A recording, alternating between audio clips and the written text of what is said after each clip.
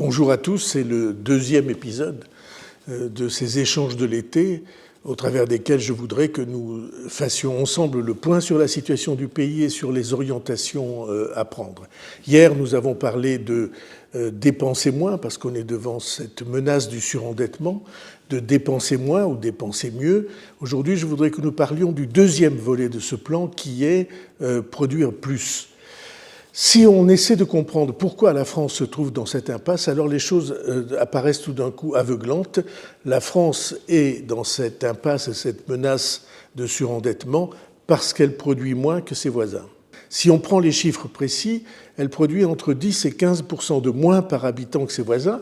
Et vous voyez que si nous étions au même niveau de production que ceux qui nous entourent, alors ça voudrait dire que dans les familles, les salaires seraient de 10 ou 15% plus importants, et pour l'État, les ressources seraient 10 ou 15% plus importantes. Donc il faut produire plus.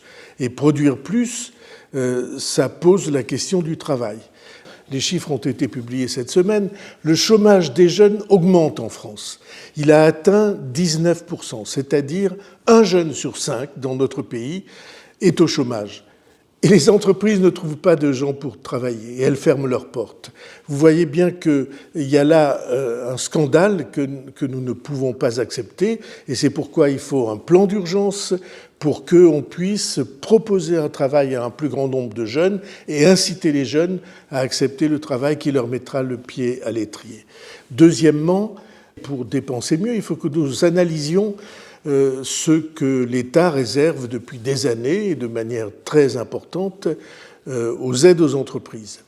Il y a un rapport du Sénat qui est sorti et qui dit 211 milliards d'euros sont consacrés chaque année à l'aide aux entreprises. Alors c'est principalement une aide à la baisse des charges et tout cela se comprend très bien. Il y a probablement à dépenser mieux et à compenser par plus de liberté, plus de facilité, plus de simplification pour les entreprises.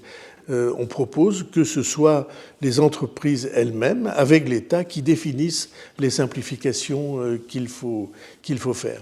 Et puis produire plus, ça veut dire que le pays travaille plus, qu'il a plus d'activité, et c'est à partir de cette idée que j'ai proposé, l'idée controversée, qui a fait beaucoup de commentaires, de restreindre le nombre des jours fériés. Je suis tout à fait ouvert sur de quel jour il s'agit. Si on travaille un jour de plus ou 2 jours de plus, alors ça veut dire que le pays tout entier produit plus. Je sais bien que ça a suscité beaucoup de commentaires et beaucoup d'opposition. Mais en vérité, si c'est un effort de cet ordre qui permet de sortir des difficultés qu'on rencontre ou qui nous aide à sortir des difficultés qu'on rencontre, je trouve que c'est un effort acceptable qui ne demande pas qu'on renonce à notre modèle de société ou à notre modèle de vie de famille, d'autant plus si on trouve des jours plus adaptés que ceux que j'avais proposés. Enfin, il y a un gros travail à conduire pour le travail sur une amélioration de notre système de retraite. Vous vous souvenez peut-être qu'au printemps, j'avais réuni dans un conclave les organisations syndicales et patronales. Ils sont arrivés presque jusqu'au dernier centimètre d'un accord dans lequel on prendrait mieux en compte la pénibilité, dans lequel on prendrait mieux en compte les carrières des femmes qui sont souvent interrompues par la maternité et ça pose de très gros problèmes au moment d'arriver à la retraite. Et j'ai proposé que ces progrès que les syndicats et les entreprises avaient fait ensemble, on puisse le reprendre à l'automne dans la discussion sur le projet de loi de sécurité sociale. On a enfin un très gros travail à conduire pour essayer de comprendre pourquoi il y a toute une partie de notre commerce extérieur sur lequel nous ne réussissons pas à équilibrer les choses. Ce travail filière par filière, produit par produit, à partir du bilan du commerce extérieur, c'est aussi une manière de dire on va reconquérir la production.